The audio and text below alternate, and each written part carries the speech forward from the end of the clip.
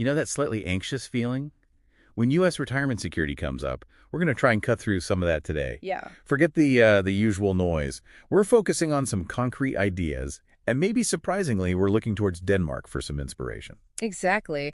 We're really digging into this analysis of Denmark's pension reforms, specifically this pretty bold move they made to automatically link retirement age to life expectancy. Hmm. And we'll put that right alongside our Social Security system here in the U.S., see what we can maybe learn, what lessons are there for retirement security going forward. Right. So our mission really is to pull out those key insights, potential solutions too. We're not just listing problems. Yeah. We want to explore, fiscal responsibility, individual empowerment, maybe easing some of that anxiety folks feel about having a dignified retirement. And the source for this deep dive is this great report comparing the Danish approach with the U.S. system. It looks at policy details, political stuff, potential reforms, the whole picture. Okay, so Denmark, this automatic retirement age thing, let's unpack that. What did they actually do? Well, what's really interesting is how deliberate it was. Back in 2006, they brought in this policy. It automatically adjusts the retirement age as life expectancy goes up. Mm-hmm. And it's not static. They review it, revise it every 5 years. So right now, the age is 67. Okay. But it's set to rise. For people born after 1970, it's heading towards 70 by 2040. Wow, automatic.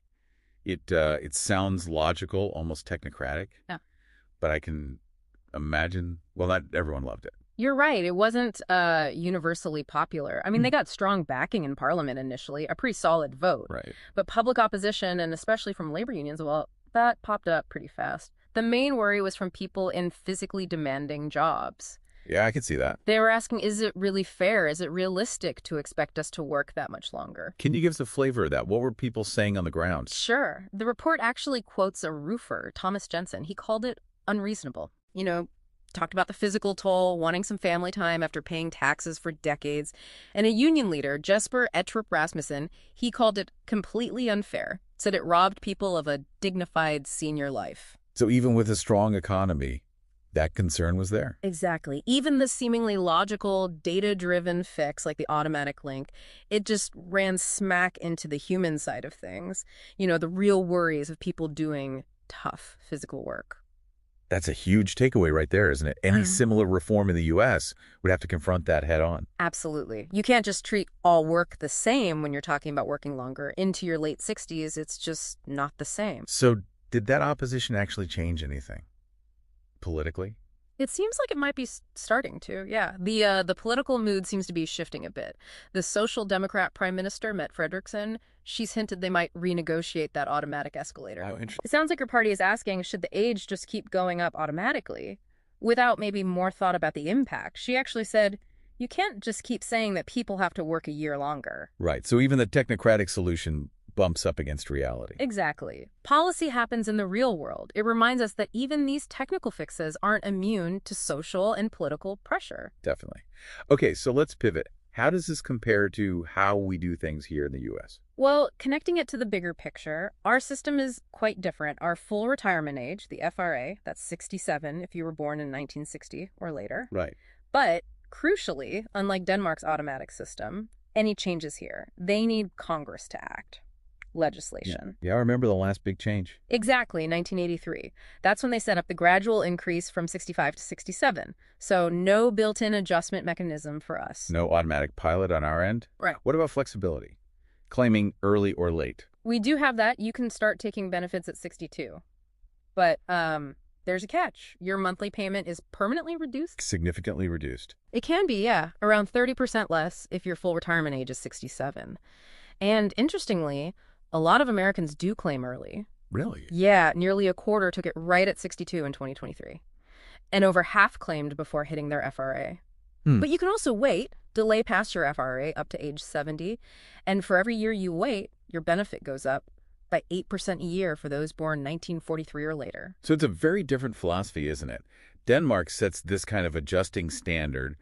We offer more individual choice, but with these financial trade-offs. Exactly. So pulling back, what are the main lessons or contrasts for the U.S. in all this? Well, it's interesting. The OECD, that's the Organization for Economic Cooperation and Development, Yeah. they actually kind of like the automatic link idea, like Denmark's. Why is that? They see it as a way to, take some of the raw politics out of making adjustments because people are living longer. It seems more objective. No. Our way, relying on Congress, just makes any change inherently more political, potentially gridlocked, right? Makes sense. But, and this is a big but, Denmark's experience shows that even if you depoliticize the mechanism, you don't depoliticize the impact. Ah, right. The human element again. Precisely. That strong public and union reaction over there, driven by those real worries about physical work, wanting a decent retirement, that's likely a preview of what we'd see here. Probably even more intense here. Quite possibly. Given our, different labor market dynamics, maybe a less comprehensive safety net in some areas, and definitely a more polarized political climate, opposition could be really fierce. So even the straightforward technical fixes. They have to deal with social realities, political pressures, like we're seeing with the Danish PM rethinking things now. Right. It's not just about the numbers on a spreadsheet. It's about people's lives, their expectations. Ah. Okay, let's zoom out.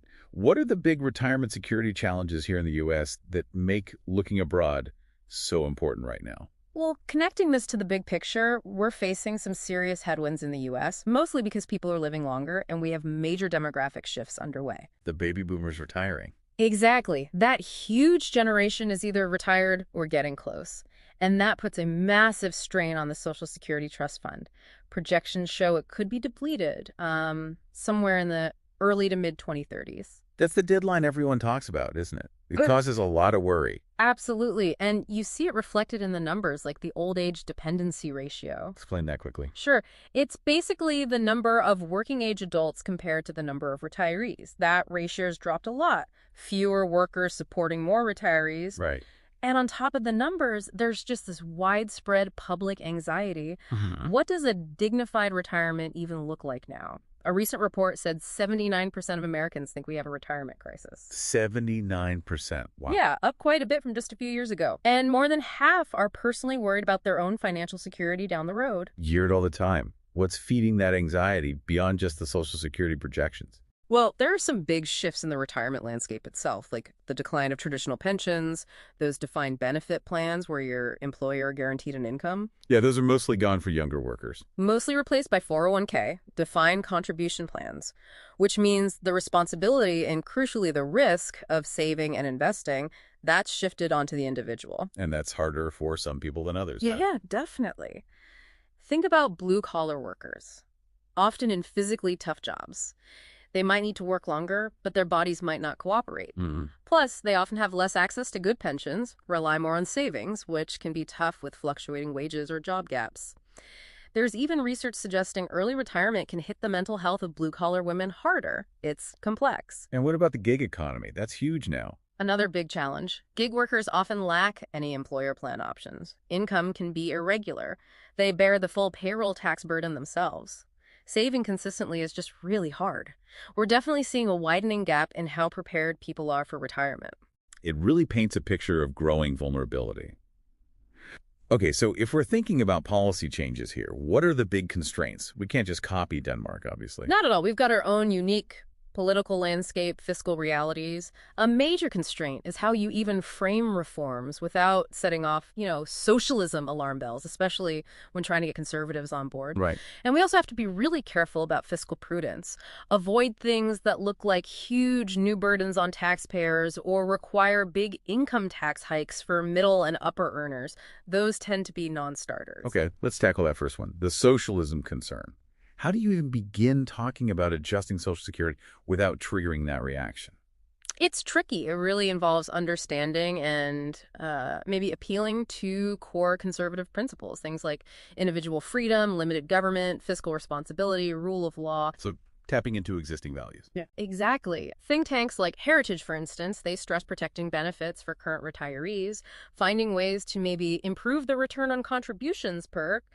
Personal accounts sometimes come up there, and seriously tackling the system's long-term debt. Okay. So any reform proposal needs careful framing around those kinds of ideas. So maybe less talk about collective safety nets and more about individual control, long-term financial health.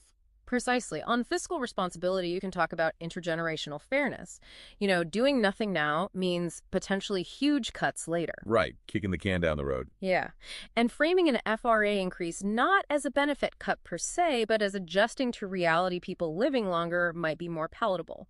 similar to how the 83 changes were presented, Hmm. and pointing out that Social Security's current return isn't amazing. That could open doors to discussing reforms that offer better perceived value or more individual control. And empowerment. That's key. Things like personal accounts or this proposed Retirement Savings for Americans Act, RSAA, giving people more direct control, those tend to resonate.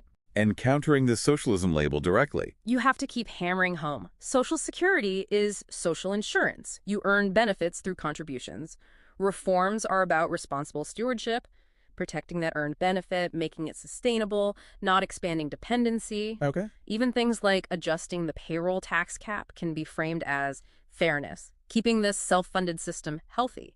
That's a really helpful way to think about the communication challenge. Now, the other side, fiscal prudence. How do we shore things up? Maybe add new initiatives without breaking the bank or resorting to broad income tax hikes. Right. That means looking at revenue sources within the Social Security system or maybe very targeted tax measures. The most common idea is adjusting the payroll tax cap. The limit on earnings subject to Social Security tax. Exactly. Right now, earnings above, projected to be around $176,100 next year, aren't taxed for Social Security. Proposals exist to raise that cap, maybe cover 90% of all earnings, or create a sort of donut hole taxing earnings, again above a higher threshold, like $250K. And that would bring in significant revenue.